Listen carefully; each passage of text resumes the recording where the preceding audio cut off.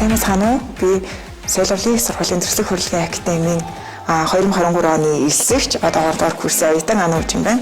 Тэгээд миний сурдаг мэргэжил болохоор уран зургийн мэргэжил байгаа. Энэ мэргэжлийг би ерөнхийдөө бол анхнаасаа л маш их таалагдаад тэр нь зорж энэ сургуульд орж ирсэн. Тэгэхээр уран зургийн мэргэжил гэхээр ерөнхийдөө бүх мэргэжлийн маань ерөнхийдөө бол үндсвэр болдог. Яагаад гэвэл манай сургууль маань үндсэн дотроо 20 гаруй нийт мэргэжилтэй байдаг.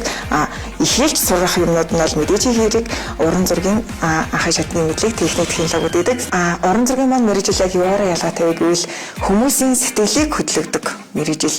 Ерөнхийдөө бол зөвхөн биер тэр нэг цаас будгаар тэр бүхэл бүтэн ингээд ертөнц дэлхий тэр бүх мэдрэмж хүний сэтгэлийг хөдөлгөж болох юу вэ тэр болгоныг дүрсэлж чаддаг тийм мэргэжил байгаа. Тийм болохоор энэ мэргэжилтэй үнэхээр хайртай. Тэгээд та бүхнийг ч бас манай мэргэжлийг сонирхоод үзээрэй гэж хэлж байна.